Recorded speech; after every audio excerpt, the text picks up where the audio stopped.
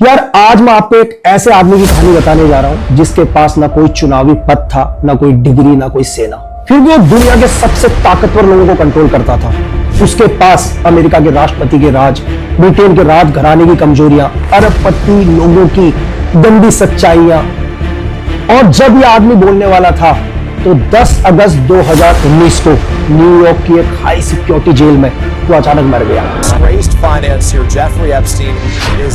सवाल ये नहीं है कि जेफरी एप्स्टीन कैसे मरा, सवाल ये है कि जेफरी एप्स्टीन कौन था, क्यों उसे मारा गया, क्यों आज भी लोग जेफरी एप्स्टीन के बारे में जानना चाहते हैं। Jeffrey Epstein, the deceased American financier, a pedophile, convicted sex offender, and a man accused of trafficking young girls and women. He was connected to some of the richest and most influential people in the world. Jeffrey Epstein की file के अंदर दुनिया के बड़े बड़े powerful लोगों के नाम है।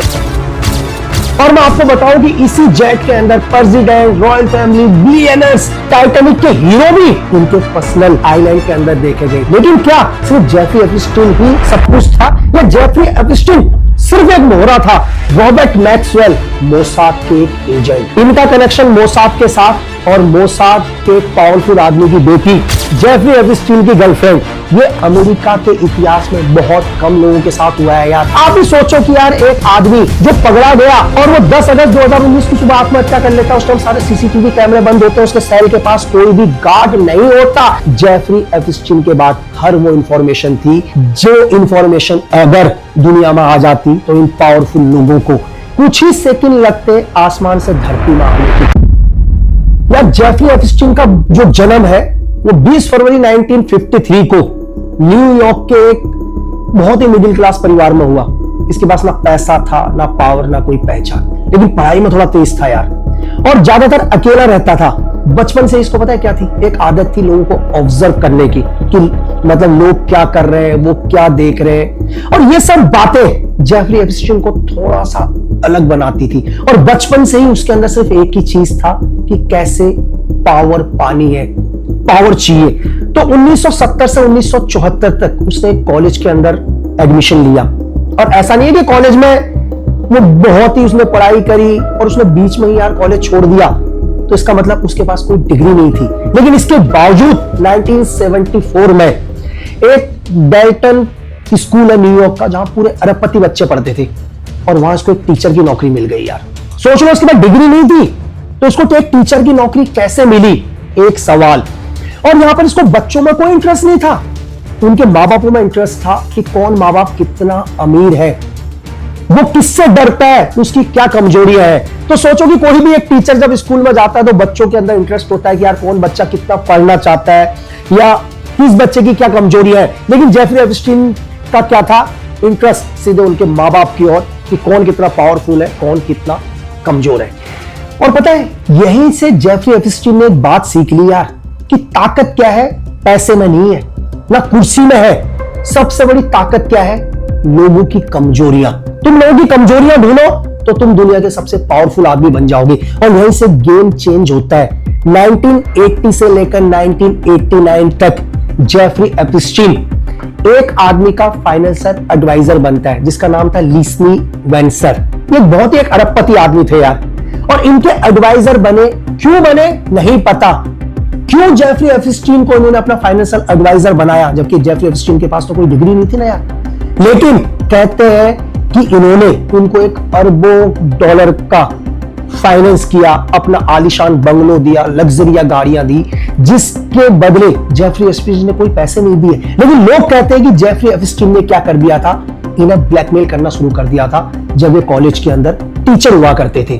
और लोग कहते हैं कि जेफरी एप्स्टीन ने भरोसा जीता, नहीं, सच कुछ और है। और 1988 में यार जेफरी एप्स्टीन ने खुद की एक कंपनी खड़ी कर दी जिसका नाम था जे एप्स्टीन एंड कंपनी। ये लोगों को कहता था, मतलब बिलियनियर्स के लिए काम करता है, क्या काम करता है नहीं पता, लेकिन दुनिया की नजरों में क्या करता था, ये उनका पैसा इन्वेस्ट करता था। लेकिन सोचने वाली बात है कि जेफरी एप्स्टीन के पास ऐसी कोई डिग्री नहीं थी कि लोग अपना पैसा इनमें इन्वेस्ट करें। तो बहुत सारे इंटेलिजेंस लोग कहते हैं या उनकी रिपोर्ट कहती है कि जेफरी एप्स्टीन क्या करता था, उन्हें ब्लैकमेल करता था। और 1988 के अंदर इसने बोइंग खरीदा 727 और इसके बाद जेफरी एप्स्टीन ने अपना एक प्राइवेट जेट भी खरीद लिया भाई, जिसका नाम था लोहिता एक्सप्रेस। इतना पैसा उसके पास कहां से आया? और मैं आपको बताऊं कि इसी जेट के अंदर प्रेसिडेंट, रॉयल फैमिली, बिलियनर्स, बड़े बड़े हॉलीवुड के स्टार, एक नाम अगर आपने फिल्म देखी हो टाइटैनिक, टाइटैनिक के हीरो भी इनके प्राइवेट जेट में देखे गए, इनके पर्सनल आइलैंड के अंदर देखे गए। बिल्कुल सही यार, इन्होंने आगे चल के 2 आइलैंड भी खरीदे। और पता है आइलैंड क्यों खरीदे? ये आइलैंड इसलिए नहीं खरीदे कि बहुत ही लग्जरियस बनाने हैं, बल्कि आइलैंड इन्होंने इसलिए खरीदे कि ना तो इस आइलैंड पर कोई पब्लिक हुआ करती थी, ना कोई पुलिस थी, एक सीक्रेट जहां पर लोगों का कोई भी इंटरफेयर नहीं था। लेकिन इस आइलैंड के चप्पे चप्पे पर, हर पत्ते पर, हर रूम के अंदर, हर जगह पर, हर आंखें जेफरी एप्स्टीन के इशारे में काम करती थी। मतलब हर जगह पर जेफरी एप्स्टीन ने वो हिडन कैमरे लगाए थे जो हर मूवमेंट की नजर वहां पर आने वाले लोगों पर, जो भी बिलियनर्स या जो भी दुनिया के पावरफुल लोग आते थे। क्योंकि जेफरी एप्स्टीन लोगों को दुनिया की वो सारी सुविधाएं उपलब्ध कराता था जो इलीगल थे, जिनको दुनिया की कोई भी अदालत, कोई भी कानून, कोई भी समाज मान्यता नहीं देती। आप बिल्कुल सही समझे। जेफरी एप्स्टीन दुनिया की सभी, मतलब नाबालिग, अगर आपको मैं बोलूं 18 साल से छोटी लड़कियों को दुनिया के अलग अलग कोने से लाकर इस आइलैंड में रखते थे और यहाँ पर दुनिया के पावरफुल लोग आते थे। और जेफरी एप्स्टीन ने यार, इस आइलैंड का नाम था सेंट जेम्स आइलैंड। और मैं आपको बताऊं उसकी कीमत उस टाइम $7.95 मिलियन के आसपास थी। आप समझ सकते हैं उस आइलैंड की कीमत। लेकिन जेफरी एप्स्टीन के पास ये पैसा आया कहां से यार? आज भी ये सवाल है। लेकिन इस आइलैंड में सिर्फ एक ही काम होता था। क्या होता था? ओनली माइनर या नाबालिग बच्चों के साथ जबरदस्ती, रेप्स, शोषण और दुनिया के पावरफुल लोग। मैंने आपसे बोला कि जेफरी एप्स्टीन की फाइल के अंदर दुनिया के बड़े बड़े पावरफुल लोगों के नाम है यार। और आपको पता है इन लड़कियों को काम कैसे दिया जाता था? इन लड़कियों को नौकरी के नाम पर झांसा दिया जाता था, उन्हें गिफ्ट दिए जाते थे, उन्हें बोला जाता था तुम्हें ट्रिप कराए जाएंगे, टूर कराए जाएंगे। लेकिन जब वो लड़कियां इस आइलैंड तक आ जाती थी तो यहां से जाने का कोई रास्ता नहीं था। और यहीं से क्या होता था? जेफरी एप्स्टीन दुनिया के पावरफुल लोगों को ब्लैकमेल करता था। क्योंकि दुनिया के बड़े बड़े पावरफुल, यहां तक कि अमेरिका के एक्स प्रेसिडेंट बिल क्लिंटन भी इस आइलैंड पर देखे गए। रॉयल फैमिली के प्रिंस एंड्रयू का तो नाम पहले ही आ चुका है, दुनिया के सभी पावरफुल लोगों का। तो जेफरी एप्स्टीन को यह समझ में आ गया था कि अगर दुनिया को कंट्रोल करना है तो सबसे पहले जो दुनिया को कंट्रोल करते हैं उनकी कमजोरी किसके पास होनी चाहिए? जेफरी एप्स्टीन के पास होनी चाहिए। तभी जेफरी एप्स्टीन क्या करेगा?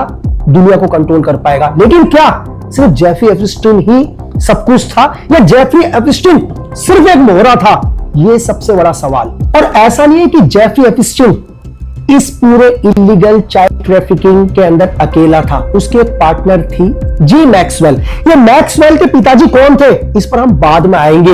ये एक बहुत बड़ा सस्पेंस है कि क्यों जी मैक्सवेल जेफरी एप्स्टीन की गर्लफ्रेंड बनी, जो पहले से एक अरबपति लड़की थी। ऐसा क्या था कि जी मैक्सवेल इसके हर इलीगल काम में जेफरी एप्स्टीन का साथ देने लगी। मैक्सवेल का काम था दुनिया की भोली भाली लड़कियों को फंसाना और एप्स्टीन तक पहुंचाना, और एप्स्टीन सेम उन लड़कियों को अपने आइलैंड में लाना, दुनिया के पावरफुल लोगों को उस आइलैंड में बुलाना और उन्हें वो सब कुछ प्रोवाइड कराना जो कानून में इलीगल है, और बाद में उन लोगों को ब्लैकमेल कराना। और ब्लैकमेल करके इसे पैसे की जरूरत नहीं थी, इन्हें जरूरत थी कि दुनिया को कैसे कंट्रोल किया जाए, कैसे दुनिया में किस देश की सरकार गिराई जाए, किस देश में किसकी सरकार आनी चाहिए, किस देश में वॉर होनी चाहिए।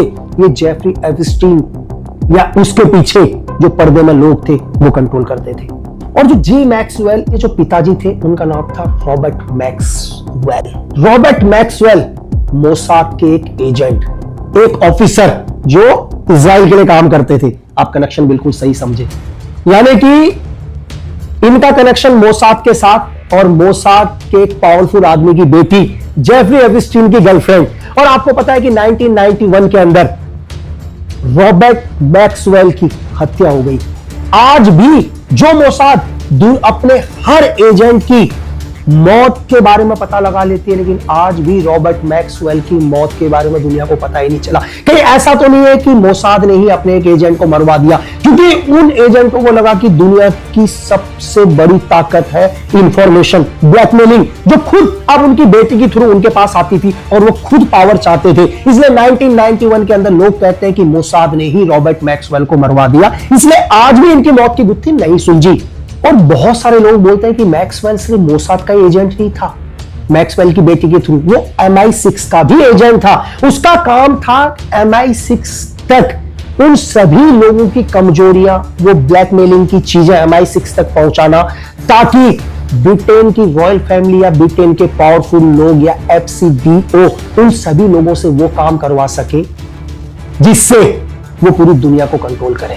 तभी क्या होता है, 2006 के अंदर एक पालम बीच पुलिस स्टेशन के अंदर एक लड़की एक रिपोर्ट लिखाने आती है, 14 साल की लड़की, और वो पहली बार बोलती है कि उससे जेफरी एप्स्टीन ने अपने घर पर बुलाया और जबरदस्ती उसके साथ क्या किया, रेप किया और दुनिया के पावरफुल लोगों के सामने उसको डाला। यार ये सुनते ही पालम बीच की पुलिस स्टेशन शॉक कि भाई जेफरी एप्स्टीन दुनिया का पावरफुल आदमी और एक लड़की क्या बोल रही है। और जब पालम बीच पुलिस इन्वेस्टिगेशन करने लगी तो कम से कम 40 से ज्यादा लड़कियां और सामने आई जिनकी एज 18 साल से कम थी, और जेफरी एप्स्टीन को तब पहली बार अरेस्ट किया गया। और जब जेफरी एप्स्टीन अरेस्ट हुआ तो पूरे यूरोप के अंदर एक भूचाल आ गया यार। In New York have arrested wealthy financier and one-time friend to U.S. presidents Jeffrey Epstein on sex trafficking charges. Enforcement officials say Jeffrey Epstein abused dozens of girls, some as young as 14. 30 जून 2008 को जब Jeffrey Epstein को police ने arrest किया तो हर newspaper की heading Jeffrey Epstein के लिए, और यहां से जितना परेशान जेफरी एप्स्टीन था उससे ज्यादा परेशान कोई और था, और वो कौन थे, दुनिया के पावरफुल लोग जिनके बारे में जेफरी एप्स्टीन के बाद हर वो इंफॉर्मेशन थी जो इंफॉर्मेशन अगर दुनिया में आ जाती तो इन पावरफुल लोगों को कुछ ही सेकंड लगते आसमान से धरती में आने की, क्योंकि ये दुनिया के पावरफुल लोग पूरी दुनिया को कंट्रोल करते थे और आम जनता इनको मसीहा समझती थी। लेकिन सिर्फ जेफरी एप्स्टीन जानता था इन लोगों की सच्चाई। ये लोग जानते थे अगर जेफरी एप्स्टीन को पुलिस ने इन्वेस्टिगेट किया या प्रेशर आया तो जेफरी एप्स्टीन क्या करेगा, उन हर आदमियों का नाम ले लेगा। और आपको पता है कि जेफरी एप्स्टीन को इस केस में सजा हुई, वो भी सिर्फ 13 महीने की सजा, और 13 महीने के बाद वो जेल से बाहर आ गए। और ऐसा नहीं है कि सिर्फ 13 महीने के बाद ये जेल से बाहर आए, 13 महीने के अंदर वो कई बार जेल से बाहर आए यार। बिल्कुल सही, आप कर यार, एक आदमी जेल के अंदर, उसके ऊपर इतने गंभीर आरोप कि नाबालिग लड़कियों का अपहरण करना, जबरदस्ती उनको सेक्स ट्रैफिकिंग में डालना, उसके बाद भी सिर्फ 13 साल की सजा। यही एक बड़ी चीज है जो दुनिया को जानना चाहिए। पता है, जैसे जेफरी एप्स्टीन को पुलिस ने अरेस्ट किया तो भूचाल आया दुनिया में, और तब पहली बार MPA यानी कि मेन प्रोसिक्यूशन एग्रीमेंट, मेरी बात समझ रहे, ये अमेरिका के इतिहास में बहुत कम लोगों के साथ हुआ है यार। ये एग्रीमेंट क्या है, ये एग्रीमेंट है कि जब भी कोई आदमी पकड़ा जाए, अगर इस एग्रीमेंट पर वो आदमी साइन करता है और कहता है कि नहीं मैं सारा गिल्ट मानने के लिए तैयार हूं, तो सरकार उसकी सजा कम कर देती है। लेकिन इसके पीछे एक बहुत बड़ा गेम, ताकि इस केस को पब्लिक के सामने ना आने दिया जाए। क्यों? क्योंकि अगर केस जितना लंबा होगा पूरी मीडिया के अंदर उतना ज्यादा आएगा, लोगों को इस केस के बारे में उतना पता चलेगा। तो सबसे पहले अमेरिकन गवर्नमेंट या दुनिया के पावरफुल लोगों ने एक बड़ा गेम खेला और एक MPA एग्रीमेंट साइन किया जेफरी एप्स्टीन के साथ। और जेफरी एप्स्टीन ने कोर्ट में बोल दिया कि मैं गिल्ट अपने आप को क्या मानता हूं, गुनहगार मानता हूं। और कोर्ट ने बोला कि यार एक आदमी खुद अपना गुनाह मानता है, मान रहा है, तो उसको सिर्फ 13 महीने की सजा दी। आपको पता है इस केस के अंदर जेफरी एप्स्टीन को उम्र कैद की सजा, कम से कम 20 साल और लाइफ टाइम जेल के अंदर की सजा हो सकती थी। लेकिन लोग जानते थे कि जेफरी एप्स्टीन खुद को बचाने के लिए उन सभी पावरफुल लोगों का नाम ले सकता है, इसीलिए MPA एग्रीमेंट साइन किया गया। लेकिन क्या होता है, 2017 के आसपास एक हॉलीवुड की एक्ट्रेस उसने पहली बार कैमरे के आगे एक ब्लेम लगाया, मी टू। आपने मी टू बहुत सुना होगा यार, ये अमेरिका में ही नहीं, इंडिया में भी भूचाल आ गया था। हिंदुस्तान में भी बहुत बड़े सेलिब्रिटी, दुनिया भर के बड़े बड़े लोगों का नाम मी टू के अंदर आया था। बॉलीवुड के बहुत बड़े स्टार, शायद मैं आपको बोलूं कि एक तो ऐसा शो था कि हिंदुस्तान के एक सिंगर है अन्नू मलिक, उन्हें तो जज से भी हटना पड़ा यार। मी टू में इंडिया का भी बहुत नाम आया था, हर जगह मी टू चल रहा था, यूएस में भी मी टू चल रहा था। तो इसको वर्ल्ड की मीडिया ने कवर किया मी टू। जैसे मी टू स्टार्ट हुआ तो जेफरी एप्स्टीन के लिए समय सबसे बुरा था यार। तो जेफरी एप्स्टीन की सारी पिछली फाइल अभी क्या हो गई, आगे आके खुलने लगी। और उसी टाइम एक लड़की ने कैमरे के आगे आकर बताया कि कैसे 14 साल की जब वो थी तो जेफरी एप्स्टीन ने उसे जबरदस्ती रॉयल फैमिली प्रिंस एंड्रयू के सामने डाला यार। और जब वो लड़की आई तो ये सोचो कि दुनिया भर से 500 से ज्यादा लड़कियां जेफरी एप्स्टीन के अगेंस्ट आई। और जब मीडिया का इतना ज्यादा प्रेशर हुआ तो 6 जुलाई 2019 को एयरपोर्ट से जेफरी एप्स्टीन को दोबारा गिरफ्तार कर लिया गया यार, सेक्स ट्रैफिक और माइनर के केस में। और जेफरी एप्स्टीन को क्या किया, जेल डाला गया। सभी लोगों को पता था कि जेफरी एप्स्टीन टूट चुका है यार, अब वो सच बोलेगा और वो सबको एक्सपोज कर देगा। तो आप समझ रहे हैं कि 10 अगस्त 2019 को जेफरी एप्स्टीन की हत्या हो जाती है। Disgraced financier Jeffrey Epstein is dead. Epstein took his own life while he was behind bars facing charges of sex trafficking. और पूरी दुनिया के अंदर यह बोला जाता है कि जेफरी एप्स्टीन ने क्या कर दिया, आत्महत्या कर लिया। आप भी सोचो कि यार एक आदमी जो पकड़ा गया और वो 10 अगस्त 2019 की सुबह आत्महत्या कर लेता, उस टाइम सारे सीसीटीवी कैमरे बंद होते हैं, उसके सेल के पास कोई भी गार्ड नहीं होता। और आपको पता है जब उसका पोस्टमार्टम हुआ तो उसके शरीर की कई हड्डियां टूटी हुई थी यार। और इससे पहले 20 जुलाई को भी जेफरी एप्स्टीन के ऊपर एक हमला हुआ। तो ये सेकंड अटेम्प्ट था जेफरी एप्स्टीन के ऊपर, लेकिन इसको क्या कर दिया गया, सिर्फ एक आत्महत्या का नाम नहीं लिया गया और पूरी दुनिया को यह दिखा गया कि जेफरी एप्स्टीन ने क्या कर दी, आत्महत्या कर ली। क्योंकि लोगों को पता था कि अब अगर जेफरी एप्स्टीन बोलेगा तो दुनिया के सारे पावरफुल लोग सामने आ जाएंगे, बेनकाब हो जाएंगे। तो इसलिए बड़ी खामोशी से दुनिया के उस आवाज को हमेशा के लिए बंद कर दिया गया जो दुनिया के अंदर एक बड़ा भूचाल ला सकता था। अब सवाल यह है कि कौन कौन था जो आज भी बचा हुआ है। जेफरी एप्स्टीन तो खत्म हो गया, लेकिन दुनिया के वो पावरफुल लोग तो आज भी वैसे ही है, आज भी दुनिया को साइलेंटली अपने हिसाब से चला रहे हैं। क्या सच में आज भी उन लोगों को यार सिस्टम बचा रहा है? अब एक कुछ एक बातें जो लोगों को हमेशा सोचनी चाहिए कि MI6 मोसाद का नाम क्यों जुड़ रहा है इसके साथ, कौन बड़े बड़े लोग हैं, ये इंपॉर्टेंट चीज है। सबसे पहले मैंने आपको बताया कि जेफरी एप्स्टीन की जो गर्लफ्रेंड थी वो मोसाद के एक बहुत बड़े एजेंट की बेटी थी। तो जानबूझ के मोसाद ने क्या किया, मैक्सवेल को एप्स्टीन के साथ जोड़ा ताकि एप्स्टीन की हर चीज मोसाद तक पहुंचाए जा सके या मोसाद को इंफॉर्मेशन मिले और मोसाद अपने हिसाब से पूरी दुनिया को कंट्रोल करे। सेम रॉयल फैमिली के प्रिंस एंड्रयू के साथ क्या थे, जेफरी एप्स्टीन के कनेक्शन थे। और आपको पता है कि ब्रिटेन की रॉयल फैमिली ही पूरी MI6 को कंट्रोल करती है, FCD को कंट्रोल करती है। तो जेफरी एप्स्टीन के माध्यम से MI6 क्या कर रही थी, दुनिया के बड़े बड़े पावरफुल लोगों को कंट्रोल कर रही थी। इसलिए MI6 और मोसाद का नाम हमेशा जेफरी एप्स्टीन के साथ आता है, क्योंकि ये दोनों जेफरी एप्स्टीन के बहुत ही क्लोज थे। अगर आज भी दुनिया के अंदर कुछ पावरफुल लोगों का नाम है तो वो है ब्रिटेन की रॉयल फैमिली। और आपको पता है कि मोसाद ने दुनिया में बहुत ऑपरेशंस करे हैं, तो मोसाद को हर इंफॉर्मेशन कैसे मिली, तो लोग कहते हैं कि जेफरी एप्स्टीन ही वो माध्यम था जो दुनिया की बड़ी बड़ी इंफॉर्मेशन मोसाद तक देता था। इसमें बहुत बड़े मीडिया मालिक भी रहे हैं, देश के बड़े बड़े इंडस्ट्री भी रहे हैं, जिनको जेफरी एप्स्टीन क्या करता था, ब्लैकमेल करता था। और तभी जब रॉबर्ट मैक्सवेल मोसाद के अगेंस्ट गए तो 1991 के अंदर एक रहस्यमय हालत में उनकी मौत हो जाती है। और आज भी ये फाइल कभी नहीं खुली। आज पूरी दुनिया के अंदर एप्स्टीन फाइल को लेके भूचाल आया हुआ है, लेकिन फिर भी वो पावरफुल नाम कभी दुनिया के सामने नहीं आएंगे जिनका नाम एप्स्टीन की फाइल के अंदर मौजूद है।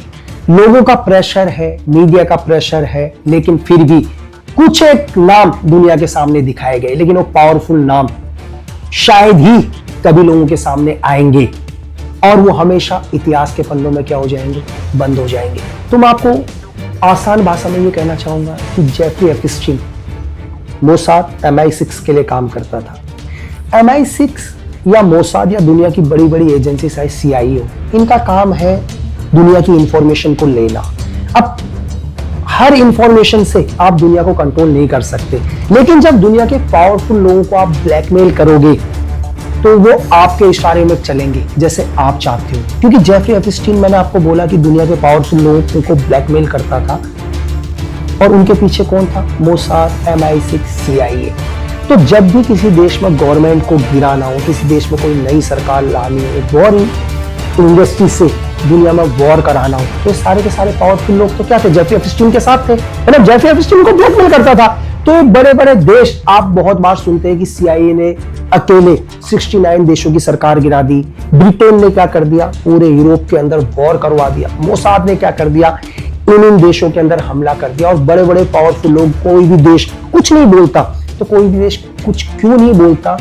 अब आप समझ गए कि उन देशों की पावरफुल लोगों की कुछ ऐसे सीक्रेट इन सभी देशों की एजेंसीज के पास होते हैं, और ये लोग चाहकर भी कुछ नहीं बोल पाते। तो वो सारे सीक्रेट्स को लाने वाला कौन था? Jeffrey Epstein.